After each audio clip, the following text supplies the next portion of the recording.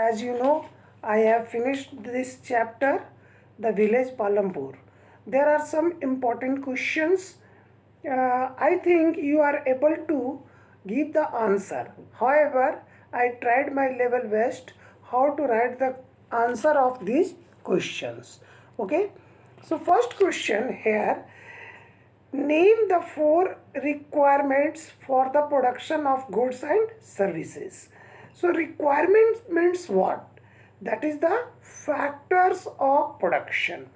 So four requirements for the production of goods and services are land, labor, capital and entrepreneur. Here in this book, that is, capital is divided into two parts. One is known as fixed capital and other is known as working capital. But altogether we know it as a capital. It may be physical. Physical means that can be touched, that can be measured. And here the examples are tools and machines. Is it clear? Human has a particular skill, and due to that skill he can transform the primary goods into final goods, and that's why that person is considered as entrepreneur. Second question, is it important to increase the area under irrigation and why? So as you know, in our country there are three kinds of season.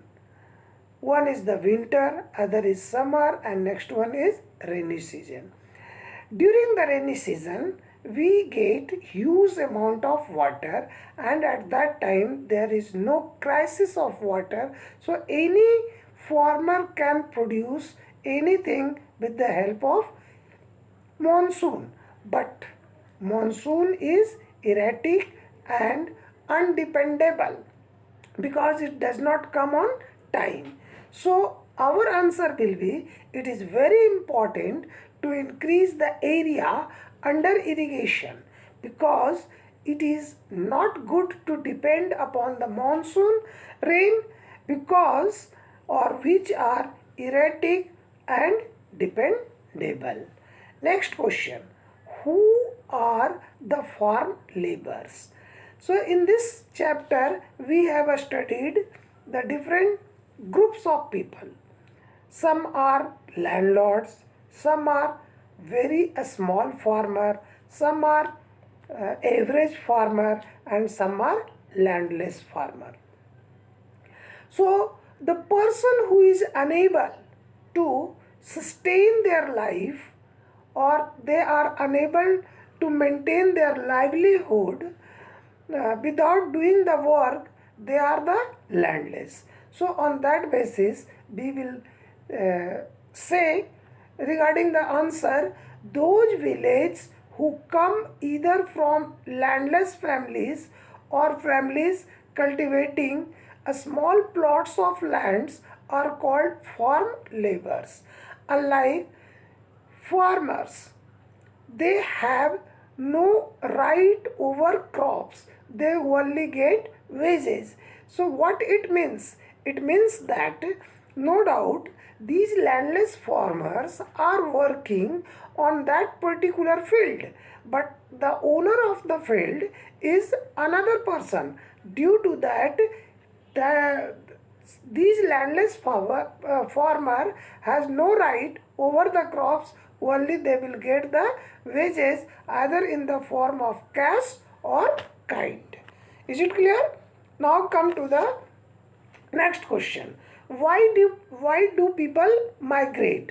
Migrate means to move from one place to another place. Basically that is the common theory. If the people want to show their skill, they want a better lifestyle, they want regular jobs, and due to that most of the people migrate. So here the answer will be, nobody likes to leave his native place or an ancestral place. Ancestral place means the place where their forefathers are continuously living. Unless they are some sound reason behind that. There can be so valid reason, but the major reason is that they don't get any work in their own village, in their own district, or their own state. As a result, most of such laborers from the village like Gossipur and uh, Majuli in the North Bihar migrate to Punjab, Haryana, or other metropolitan cities like Delhi, Mumbai, etc. because they get better job and better payment or wages. Is it clear? So overall the result is that only either they want to show their own skills or better livelihood, the people migrate from one place to another place. Now come to the next question. How did a spread of electricity help farmers in Palampur? So as we know that electricity is a good source of energy. Without the use of energy, production is not possible. So village Palampur also produce crops. Sometimes a number of people are engaged in a small scale industries or farm. So for that the energy is most important to irrigate their land, to run their machines, etc. So on that basis, our answer will be it helped the farmers of Palampur to irrigate their land in a far better way. Formerly, they used to irrigate their land with the help of the Persian wheels, but it was a slow process and was not so effective. But now, with the help of electricity, they could irrigate much larger area of land, and that too quite quickly and effectively. So, due to better irrigation facilities, they as the result of the use of electricity, they could grow different crops all the year, all uh, the whole year. They had no more to depend on monsoon rains or monsoon, which were often uncertain and erratic. Getting due share of their canal water was a great problem, and sometimes it led to mutual quarrels. Now, as a result of the use of electricity, the farmers of Palampur get rid of all botheration, anxiety, and mutual conflicts. So here there is a simple mistake. Get rights of, that is a phrase, but here I have written got rid of all botherations. Is it clear? Next. What are the different ways of increasing production on the same piece of land? Use example to explain. So as we know that uh, production process is continuous, and nowadays the electricity is available, people are capable to use high yielding variety of seeds, people has ability to use uh, fertilizer and pesticides. So these are the new component which has created a revolution in industry in agricultural sector.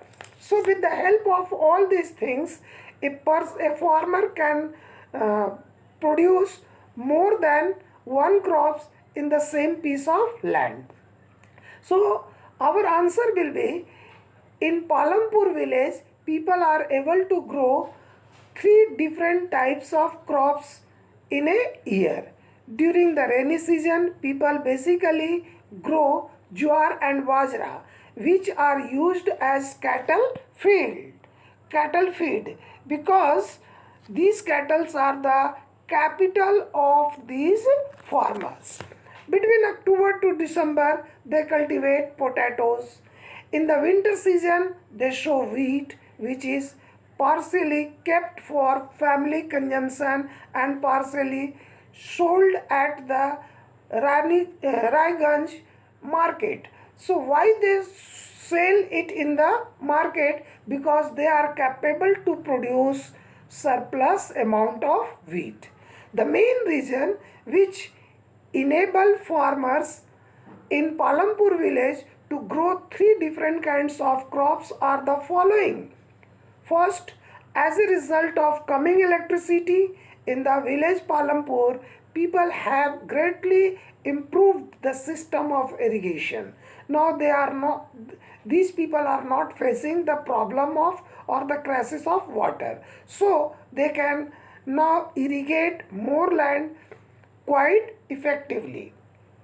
Second point, tube wells were first installed by the government, but as the income of the farmer has increased, they are able to set up their own tube wells. Next point, the people of Palampur village are now dependent on monsoon rain, which are neither regular not dependable. So in this way we can say from a single piece of land the farmers can grow more than 1, 2, 3 crops in a year. Next question, what are the difference between multiple cropping and modern farming method? So as here the term is multiple, means more than one. So if a farmer is capable to produce more than one crop, that is known as multiple cropping system. And modern farming means uses of modern technology.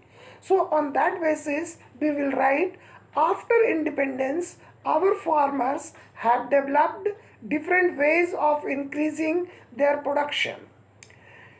The chief among these methods are the multiple cropping and modern farming methods. And due to these two methods, even in our country, green revolution was started.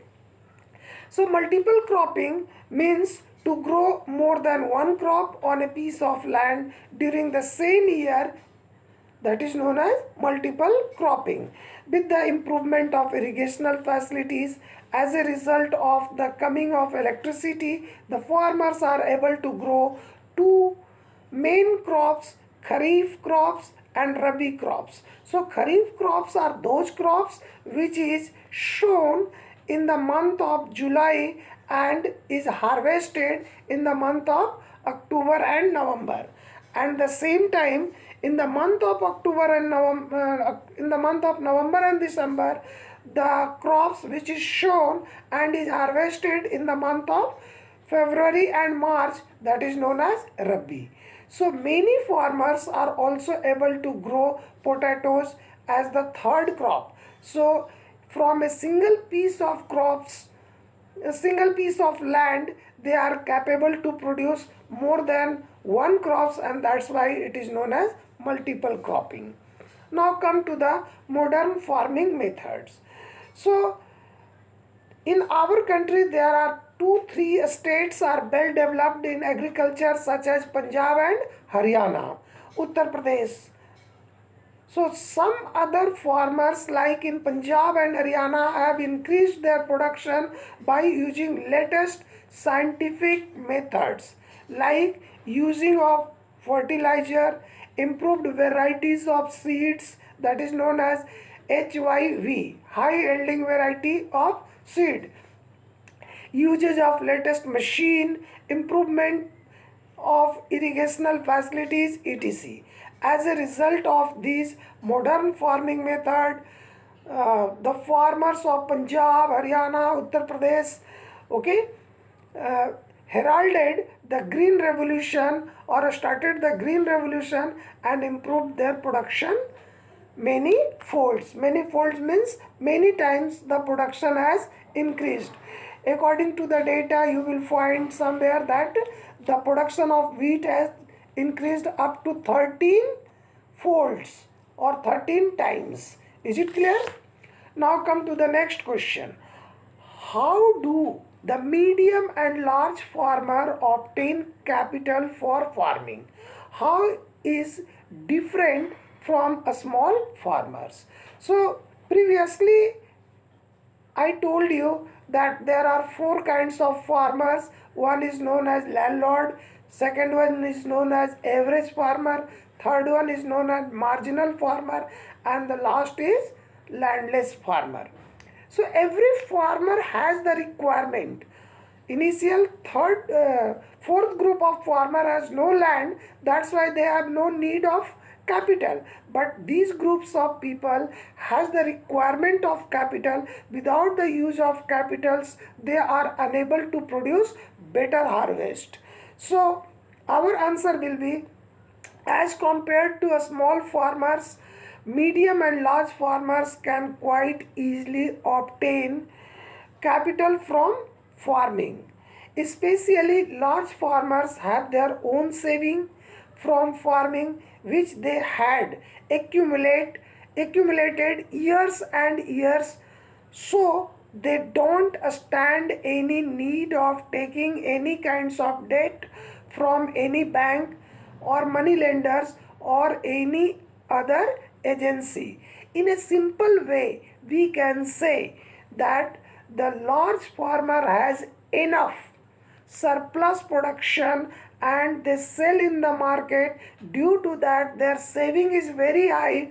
Due to that they are not dependent on either the bank or the money lenders. They have the ability to buy the new technology and the modern they are capable to utilize modern technique of production. Now in case of medium farmers, they have very less saving. As a result they are dependent on the landlords. They borrow the loans from either the landlords or the bank. So our answer will be, mostly medium farmers also have their own saving to spend on the betterment of their farms, but they stand in need of a small borrowing. They can go to the bank direct and get loans at quite reasonable rate. There is no risk in advancing loans to the medium farmers because of their economic conditions, or we can say they have the ability to deposit a particular goods or anything in the form of collateral. So in this way even the medium farmer can obtain loans. So as compared to him, a small farmer is bound to face much questioning by the bank staff, any money lenders or traders, because they have no any kind of goods as a collateral or as a guarantee. Is it clear? So in this way the different group of farmers get different kinds of loan. Now come to the next question. What can be done so that more non-farm production activities can be started in the village? So this is the most important question, because till date the burden on agriculture is maximum, means most of the people used to live in the village. So how the burden from the agriculture can be reduced through the non-farm production? So answer will be, farming is the main production activities in our village. About 75 or 72% of the people in our village depend upon farming. They include both farmers and farm laborers. Full uh, farm laborers. The condition of farm laborers is very precious. Okay, here I have taken some example. That example is Devarkonda, lands of the big farmers, but they get a very mere of uh, salary or wages, that is rupees 35 to 40, which is much below the pay fixed by the government, which is rupees 60 per day, but nowadays it has increased more than 100 rupees per day. Better it would be if some other non-farm activities other than the above can be started. Here the answer is given in the form of points. A small scale and cottage industries can be started there. Some facilities can be helped in starting there on a small poultry farms, that is known as providing the capitals. Beekeeping can also be encouraged. So beekeeping means it is a small kind of agricultural activities by which we can keep huge amount of bees for the production of honey. Rearing pigs can be encouraged to accommodate some families. So that is also a part of uh, what you can say, it is a part of animal husbandry. Next point is that technical training should be given, such as building, tailoring, cycling, a scooter repairing can also be given to certain families to raise above the poverty line. Okay, with little patience and deep thinking. More and more non-farming activities can be practiced in such a way. So this is the basic answer. But in this answer, when I was speaking, some term has come. Please try to remove that term. Somewhere I have written full stop. So full stop means what? When I was speaking, that was the point. Okay, so remove that term. Otherwise your answer will become very vague. Now come to the next question. It is generally said that we should be very careful using our natural resources. Why? So this is the most important. Resources means all those things which are useful for our life, but it must be accessible for everybody. So that is known as resources. It is also accepted by culturally. So resource is the gift of nature. So why we should protect these resources? So there is no denying the fact that we should be very careful in using our natural resources. There are many reasons for the same. First, scientists are continuously warning us that we had been over crushing the modern farming methods for the last so many years too much. Due to that, we are using huge amount of fertilizers and pesticides. Due to that, the fertility of the soil is declining. So in a simple words, we can say too much use of these methods is going to bring, suppose, catastrophe for us. Next, some points that the green revolution had led the loss of fertility due to increasing use of chemical fertilizers. The continuous use of groundwater for tubewell irrigation has also reduced the water table below the ground. Minerals in the chemical fertilizers, when used for long, may escape from the soil and pollute groundwater. Chemical fertilizers have another disadvantage. They kill the bacteria and other organic organisms which are quite necessary for the fertility of the soil. So these are the main reasons. Due to that, we must use our resources in a proper way, or we can say in a better way, so that we can preserve our resources. Now the next question, modern farming method requires more inputs which are manufactured in industry. Do you agree? Of course we are agree, because modern farming is a scientific uh, way of production. So, scientific means we uses of modern technology. So, our answer will be undoubtedly modern farming methods like the use of fertilizers, high yielding variety of seeds, irrigations by tube wells, checking pests and uh, locusts, and the use of the latest tools and implements like tractor, harvest, threshers, etc. require more inputs which are manufactured by industry. Without the use of industry, these inputs can't be achieved. So, in fact, agriculture and industry are not exclusive for each other, but they move hand in hand.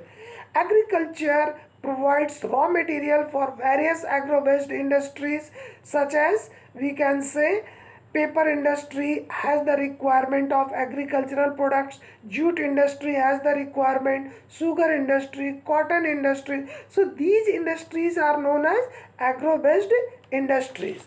So in India there are a number of agro-based industries which has the requirement of raw material uh, which can be provides from the agriculture.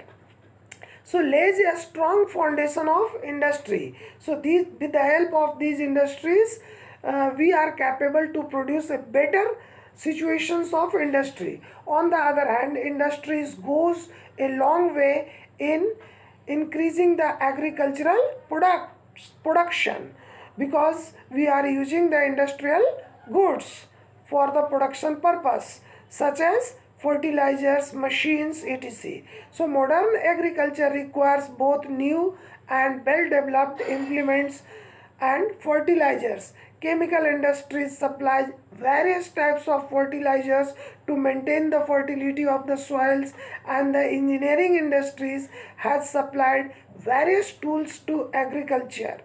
So, wide use of machines has contributed largely in changing quantities of the world to do larger farmlands. So, the development of biochemistry has not left much difference between and industry. Okay, so in this way we have completed the question answer. You must go through it and try to write in a better way. Even I suggest you, if you are unable to manage, if you are able to manage their own sentence, I think it would be better, because during the examination period to mug up answer is not a good answer. If you mug up the answer, it is not a good answer. If your flow is your own, at that time it would be better. So once again, thanks a lot to all students. Thank you, my dear students. Okay.